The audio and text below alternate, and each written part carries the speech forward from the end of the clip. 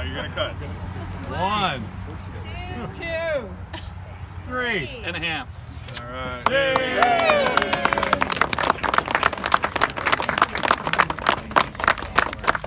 Tell me what happened here tonight. What's going on? So tonight we're formally celebrating moving into a new facility.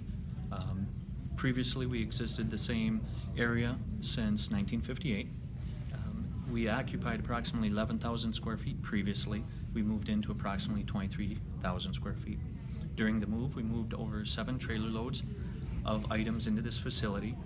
And as most individuals who are going on the tour will recognize, there's not a lot of free space, which effectively, and one of the greatest benefits of the move is we are actually able to identify specific areas and address specific needs, whether it is a sensitive interview room where we're able to take a sexual assault victim, a juvenile victim, and actually have an environment that's welcoming, not a commercial cold type hard interview room as an example.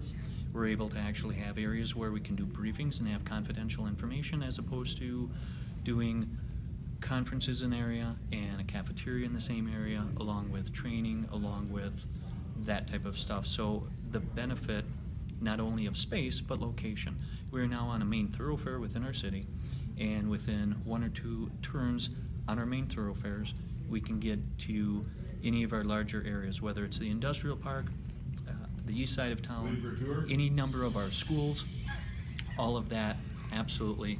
And the benefit of the main thoroughfares is we can get to any of those areas within our community readily, where previously being located in the downtown area, unfortunately, in 1958, that was the center of Stevens Point.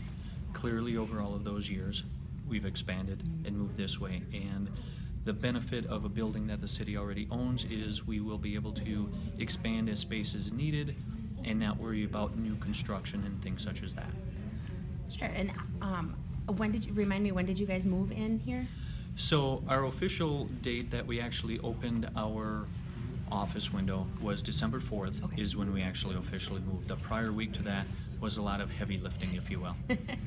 And how has it been going so far? I guess what is the feel? What's the reaction? I guess from your officers and the staff. I think a lot of the officers, when we first started walking them through the building, they were looking at the space and they're going, "This really doesn't make sense.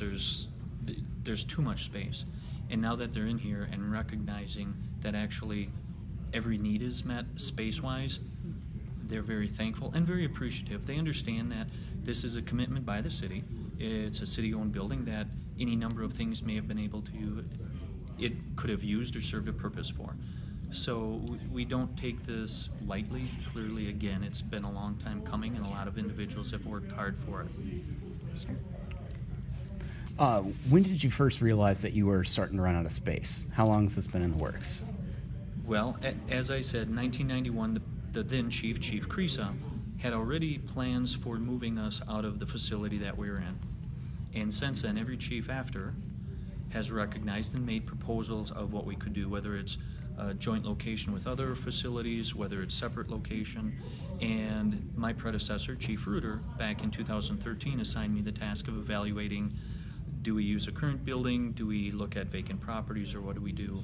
And so I would say, as long as I've been working here for the city of Stevens Point, we've recognized the need, and how we address it was just different options, and things just aligned for this one. What is the resident of Stevens Point going to notice typically about the benefits of this building? I think there are a lot of things that they won't recognize because, fortunately, the majority of citizens of our community don't utilize police resources.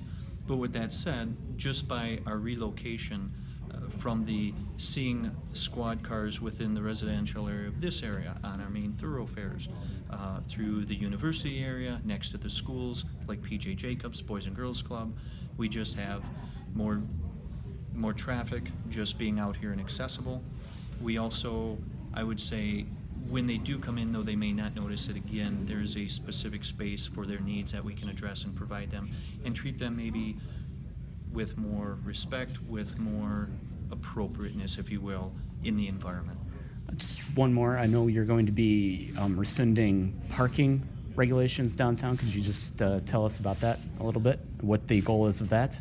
I The Maybe I'm not parking, following your the question. parking restrictions downtown, are those going to be relaxed for the holidays? Is that correct? Oh, I apologize. So Yep. during the holidays, yes, we actually allow people to park in typically areas that they can legally park during the daytime.